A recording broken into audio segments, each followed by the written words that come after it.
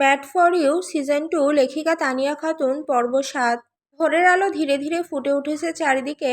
রাতের অন্ধকার সরে গিয়ে আকাশে ছড়িয়ে পড়েছে নরম সোনালি আভা। চারপাশের আবহাওয়াটা অদ্ভুত সুন্দর, মাঝে মাঝে ঠান্ডা হাওয়া এসে পর্দাগুলো দুলিয়ে দিচ্ছে। দূরে কোথাও পাখির ডাকও ভেসে আসছে, কিন্তু এই শান্ত সুন্দর সকালটার সাথে রুহির ভেতরের অবস্থার কোনো মিল নেই। হঠাৎ করে ঘুমের মধ্যে কোনো ভয়ঙ্কর দুঃস্বপ্ন দেখে ধরফর করে উঠে বসে সে। তার বুক দ্রুত ওঠানামা করছে, কপাল গলা পুরো শরীর ঘামে ভিজে গেছে। যেন দুঃস্বপ্নটা এখনো তাকে তাড়া করে বেড়াচ্ছে। সে জোরে জোরে শ্বাস নিতে থাকে। কয়েক সেকেন্ড লাগে বুঝতে সে এখনো সেই অচেনা বাড়িতেই আছে। ধীরে ধীরে তার চোখ চলে যায় পাশের দিকে। কৃষ মেঝেতে বসে আছে, দুই হাত বিছানার উপর রাখা আর মাথাটা হাতের উপর এলিয়ে পড়েছে। দেখে মনে হচ্ছে অনেকক্ষণ এভাবে বসে থাকতে থাকতে কখন ঘুমিয়ে পড়েছে সে নিজেও বুঝতে পারেনি। সকালের নরম আলো এসে পড়েছে তার মুখের ওপর। এই মুহূর্তে কৃষকে অদ্ভুত শান্ত লাগছে, এতটাই শান্ত, এতটাই নিরীহ, যেন সে কোনোদিন কারো ক্ষতি করতেই পারে না। তার মুখের কঠোরতা নেই, চোখের ভয়ঙ্কর দৃষ্টি নেই, শুধু ক্লান্ত এক মানুষের ছাপ। রুহি কিছুক্ষণ চুপচাপ তাকিয়ে থাকে তার দিকে, তারপর হঠাৎই বাস্তবতা মনে পড়ে যায়। এখান থেকে পালাতে হবে এখনই। তার বুকের ভেতর আবার ধুকপুক শুরু হয়। ধীরে ধীরে খুব সাবধানে বিছানা থেকে নেমে দাঁড়ায় সে, যেন সামান্য শব্দেও কৃষ জেগে উঠবে। গুটি গুটি পায়ে দরজার দিকে এগোয়, প্রতিটা পদক্ষেপে তার নিঃশ্বাস আটকে যাচ্ছে। একবারও পেছনে তাকানোর সাহস হচ্ছে না। দরজার কাছে পৌঁছে খুব ধীরে হাত বাড়িয়ে লক খোলে। দরজাটা আস্তে করে ফাঁক করে বাইরে বেরিয়ে আসে। তারপর বাইরে এসেই নিঃশব্দে দরজাটা বন্ধ করে দেয়, এমনকি বাইরে থেকে লকটাও লাগিয়ে দেয়। কয়েক সেকেন্ড দরজার দিকে তাকিয়ে থাকে রুহি, তারপর বড় একটা নিঃশ্বাস ফেলে। সে জানে এখন দেরি করা মানেই সে শেষ। আর কোনো দিকে না তাকিয়ে দৌড় দিতে শুরু করে। বিশাল করিডোর পেরিয়ে প্রায় ছুটতে ছুটতে সিঁড়ি বেয়ে নিচে নেমে আসে। তার পায়ের শব্দ পুরো ফাঁকা বাড়িটায় প্রতিধ্বনিত হতে থাকে। নিচে এসে বড় দরজাটা ঠেলে বাইরে বেরিয়ে যায় সে। সামনে ঠান্ডা বাতাস মুখে লাগতেই মনে হয় যেন একটু মুক্তি পেল, কিন্তু সেই মুক্তি বেশিক্ষণ টিকল না। দুই দারোয়ান তাকে দেখে অবাক হয়ে দ্রুত এগিয়ে আসে। ম্যাডাম দাঁড়ান। তারা তাকে আটকাতে হাত বাড়াতেই রুহির ভেতরের সব ভয় যেন এক মুহূর্তে শক্তিতে বদলে যায়। সে নিজের সর্বশক্তি দিয়ে একজনকে ধাক্কা মারে। লোকটা প্রস্তুত না থাকায় টাল সামলাতে না পেরে পেছনে সরে যায়। সেই সুযোগে রুহি আবার দৌড় দেয়। খালি পায়ে এলোমেলো চুলে, চোখে আতঙ্ক নিয়ে ছুটে চলেছে। শুধু একটা লক্ষ্য নিয়ে, এই বাড়ি থেকে যত দূরে সম্ভব পালাতে হবে। বেশ বেলা করে ঘুম ভাঙল কৃষের। সকালের নরম রোদ জানলার ফাঁক গলে ধীরে ধীরে পুরো ঘরে ছড়িয়ে পড়েছে। অদ্ভুত শান্ত পরিবেশ, কিন্তু সেই শান্তির মাঝেই হঠাৎ জোরে জোরে ঘেউ ঘেউ শব্দ ভেসে এলো। কোকো দরজার বাইরে দাঁড়িয়ে লাফাচ্ছে আর ডাকছে কৃষকে। তার গলার স্বরে এমন উত্তেজনা যেন অনেকক্ষণ ধরে অপেক্ষা করছে। কৃষ বিরক্ত মুখে চোখ মেলে, এলোমেলো চুলে হাত চালিয়ে ধীরে ধীরে উঠে বসে। সকালে তাড়াতাড়ি ঘুম থেকে ওঠা তার পক্ষে প্রায় অসম্ভব, বিশেষ করে গত রাতের এত সব ঘটনার পর। শরীরটাও ভীষণ ক্লান্ত ছিল। কিছুক্ষণ আধো ঘুমে বসে থেকে আবার কোকোর ডাক শুনে কপাল কুঁচকে ফেলে সে। গত 2 দিন ধরে কোকো অসুস্থ ছিল। জ্বর আর দুর্বলতার জন্য কৃষ তাকে আলাদা ঘরে রেখেছিল। এমনকি রাতে ডাক্তারও ডেকে এনেছিল তার জন্য। বাইরে থেকে যতই কঠিন হোক না কেন, কোকোর ব্যাপারে কৃষ সবসময় অদ্ভুতভাবে দুর্বল। আজ কোকোর এই চঞ্চল আচরণ দেখে কৃষের বুঝতে বাকি থাকে না সে এখন অনেকটাই সুস্থ। তার ঠোঁটের কোণে খুব হালকা একটা হাসি ফুটে ওঠে, কিন্তু ঠিক পরের মুহূর্তেই তার দৃষ্টি গিয়ে পড়ে বিছানার দিকে। ফাঁকা হাসিটা মিলিয়ে যায়। কয়েক সেকেন্ড কৃষ স্থির হয়ে তাকিয়ে থাকে, যেন সে বুঝতেই পারছে না ঠিক কী দেখছে।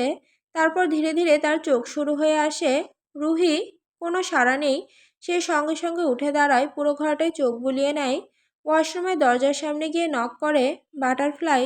সে দরজা খুলে ভেতরে তাকায়, খালি। মুহূর্তেই তার মুখের রং বদলে যায়, চোয়াল শক্ত হয়ে ওঠে। এক অদ্ভুত নীরব রাগ ধীরে ধীরে তার ভেতরে ছড়িয়ে পড়ে। সে বড় বড় পা ফেলে মূল দরজার দিকে এগিয়ে যায়। দরজা খুলতে গিয়ে থেমে যায়। দরজা বাইরে থেকে লক করা। কয়েক সেকেন্ড দরজার দিকে তাকিয়ে থাকে কৃষ।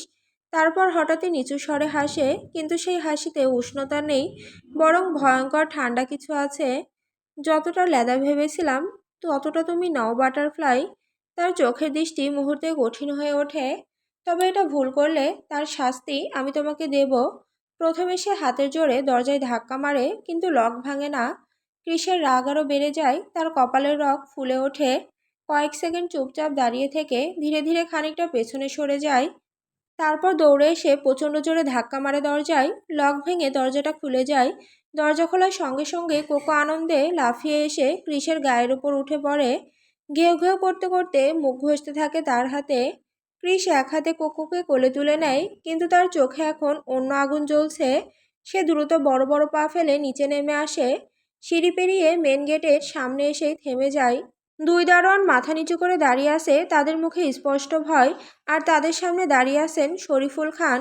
তার মুখ গম্ভীর, চোখে বিরক্তি আর চাপা রাগ। সকাল সকাল TV channel, news, phone call সব মিলিয়ে মাথা প্রায় ফেটে যাওয়ার অবস্থা। ক্রিস তাকে দেখেও বিশেষ কোনো প্রতিক্রিয়া দেখায় না, যেন তার এখানে আসাটা খুব স্বাভাবিক।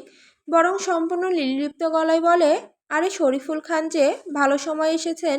একটু আপনার ঘরে আসুন তো, কথা আছে। শরীফুল সাহেব অবিশ্বাসের দৃষ্টিতে তাকিয়ে থাকেন নিজের ছেলের দিকে। এই ছেলে একটা মেয়েকে রাতারাতি বাড়িতে এনে টিভিতে বিয়ে ঘোষণা করে বিয়ে করে নিয়েছে, আর এখন এমনভাবে কথা বলছে যেন কিছুই হয়নি। তিনি রাগে প্রায় ফেটে পড়ে বলেন, এই ছেলে, তুমি কোন মেয়েকে নিয়ে টিভিতে নিউজ করেছো? আর এভাবে বিয়ে করার মানে কি? তুমি কি পাগল হয়ে গেছো? ক্রিস একটু বিচলিত হয় না। সে ধীরে ধীরে কোকোর মাথায় হাত বোলায়। তারপর খুব ঠান্ডা উদাসীন গলায় বলে, আমি বলেছি রুমে আসতে, আসলে আসুন, না হলে যান। ফালতু সময় আমার কাছে নেই।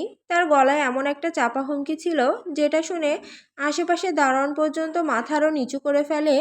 কথা শেষ করে ক্রিস আর এক মুহূর্ত দাঁড়ায় না। কুকুকে কোলে নিয়ে ঘুরে বাড়ির ভেতরের দিকে হাঁটতে শুরু করে। শরীফুল সাহেব কিছুক্ষণ ছেলের পেছনের দিকে তাকিয়ে থাকেন। তার চোখে মুখে ক্লান্তি স্পষ্ট। মাঝে মাঝে সত্যি তার মনে হয়, দেশ সামলানো যতটা কঠিন না, তার থেকে অনেক বেশি কঠিন এই ছেলেকে সামলানো। কারণ দেশের মানুষ অন্তত নিয়ম মানে, কিন্তু ক্রিস, সে তো নিজের নিয়মেই চলে। ল্যাপটপটা অন করে গম্ভীর মুখে বসে আছেন শরীফুল খান। তার সামনে টেবিল জুড়ে ছড়িয়ে আছে ফাইল, কিছু ডকুমেন্টস আর মোবাইল ফোন। ফোনটা স্পিকারে দেওয়া, একটার পর একটা কল ঢুকেই যাচ্ছে। তিনি একটা রিসিভ করে কথা বলছেন, শেষ হওয়ার আগে আরেকটা কল ওয়েটিংয়ে চলে আসছে। জি, সব থানায় খবর পাঠানো হয়েছে। না, এখনো মেয়েটার কোনো খোঁজ পাওয়া যায়নি। সব এক্সিট পয়েন্ট চেক করুন। তার কণ্ঠে স্পষ্ট চাপা উত্তেজনা। ল্যাপটপের স্ক্রিনে একের পর এক থানার ওসিদের নাম্বার ভেসে উঠছে। কেউ লাইনে আছে, কেউ হোল্ডে। পুরো রুমের পরিবেশ ভারী হয়ে আছে। আর ঠিক তার পাশেই অস্বাভাবিক নির্লিপ্ত ভঙ্গিতে বসে আছে ক্রিস। এক পায়ের উপর আরেক পা তুলে আরাম করে হেলান দিয়ে বসেছে সে। যেন এই পুরো পরিস্থিতি তার কাছে নিছক বিনোদন। তার হাতে একটা পিস্তল, সেটা সরাসরি তাক করা শরীফুল খানের দিকে।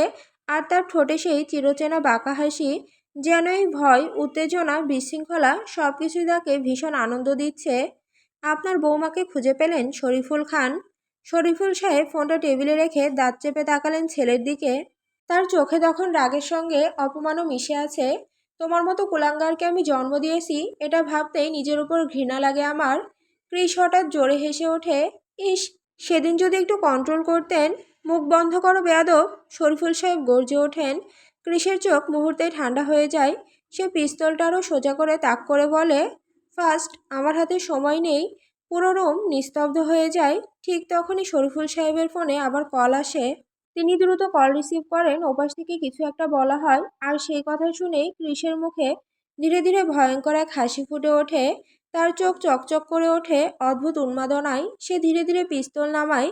তারপর এক ঝটকায় সেটা শরীফুল সাহেবের কোলের ওপর ছুঁড়ে ফেলে দেয়।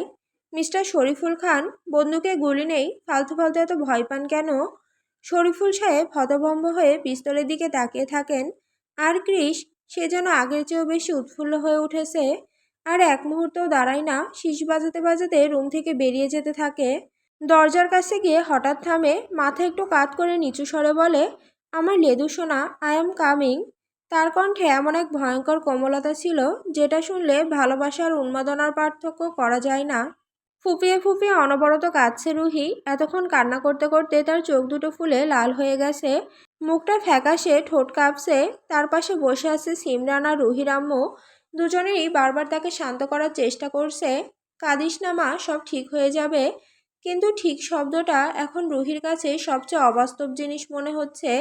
গত রাতেই সিমরান পুরো কলেজে রুহিকে খুঁজে না পেয়ে ভয় পেয়ে যায়। ফোনেও না পেয়ে শেষমেশ রুহির আব্বু আম্মুকে খবর দেয়। মেয়েকে পাওয়া যাচ্ছে না শুনেই দুজনের মাথায় যেন আকাশ ভেঙে পড়ে। সারা রাত পাগলের মতো খোঁজাখুঁজি করেছেন তারা, শেষে থানায় ডায়েরি পর্যন্ত করতে হয়েছে।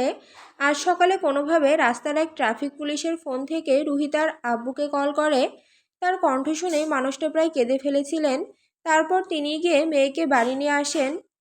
সিমরানও খবর পেয়ে ছুটে আসে। এরই মধ্যে রুহি সব খুলে বলেছে। কলেজে যা হয়েছে, ক্রিস তাকে কীভাবে জোর করে নিয়ে গেছে, কিভাবে মিডিয়ার সামনে তাকে বিয়ের পেপারসে সাইন করানো হয়েছে। সব শুনে তার আব্বু আম্মু স্তব্ধ হয়ে গেছেন। মেয়েটার উপর শেষ পর্যন্ত এমন একটা ছেলে নজর পড়ল, এই চিন্তাটাই যেন তাদের বুক শুকিয়ে দিচ্ছে। ঘরের বাতাস ভারী হয়ে আছে আতঙ্কে। ঠিক তখনই হঠাৎ দরজায় বেল বেজে ওঠে। কুটুস খেলনা গাড়ি নিয়ে খেলছিল। বেলের শব্দ শুনেই ছোট ছোট পায়ে দৌড়ে যায় দরজার দিকে। আরে আমি খুলবো বলতে বলতে রুহির আব্বু ছেলের পেছনে যান, কিন্তু তিনি দরজার কাছে পৌঁছানোর আগেই দরজাটা ঠেলে একজন ঝড়ের মতো ভেতরে ঢুকে পড়ে। রুহির আব্বু অবাক হয়ে বলেন, এই কে আপনি? এভাবে বাড়িতে ঢুকে এলেন কেন? কৃষের চোখে মুখে সেই একই নির্লিপ্ত ভাব, যেন এটা তার নিজেরই বাড়ি। সে চারপাশে একবার তাকে ঠোঁট বাঁকায়। আপনার মুখ দেখে মনে হচ্ছে আপনি আমার শ্বশুর মশাই। তারপর একদম স্বাভাবিক ভঙ্গিতে বলে, যাই হোক আমার লেদু সোনাকে নিয়ে আসুন। কথাটা বলেই সে আরাম করে সোফায় বসে পড়ে, যেন কোনো আত্মীয় বাড়িতে বেড়াতে এসেছে। রুহির আব্বুর চোখ রাগে লাল হয়ে ওঠে। তুমি তাহলে সেই শয়তান যে আমার মেয়েকে জোর করে বিয়ে করেছে? ক্রিস ধীরে ধীরে মাথা নাড়ে, তার ঠোঁটে অদ্ভুত হাসি। একদম ঠিক চিনেছেন শ্বশুরজি। সে হেলান দিয়ে বসে বলে, এবার জানতো আপনার মেয়েকে আমার সামনে আনুন। অনেকক্ষণ দেখিনি, মনটা আনচান আনচান করছে। রুহির আব্বু এবার চিৎকার করে ওঠেন, আমি কখনোই তোমার মতো বখাটে ছেলের হাতে আমার মেয়েকে তুলে দেব না। ক্রিস ধীরে ধীরে উঠে দাঁড়ায়, এক হাত দিয়ে নিজের চুল ঠিক করে। তারপর খুব শান্তভাবে গিয়ে দাঁড়ায় রুহির আব্বুর একদম সামনে। দুজনের চোখে চোখ পড়ে। সরি শ্বশুরমশাই, আপনার মেয়ে এখন আমার বউ। তার চোখ ধীরে ধীরে কঠিন হয়ে ওঠে। তাকে না নিয়ে আমি যাচ্ছি না। আর আমার পথে বাধা দিলে কিন্তু শাশুড়ি আম্মুকে নিয়ে চলে যাব। তার ঠোঁটে ধীরে ধীরে ভয়ঙ্কর হাসি ফুটে ওঠে। তখন বুঝবেন বউ না থাকার জ্বালা কেমন।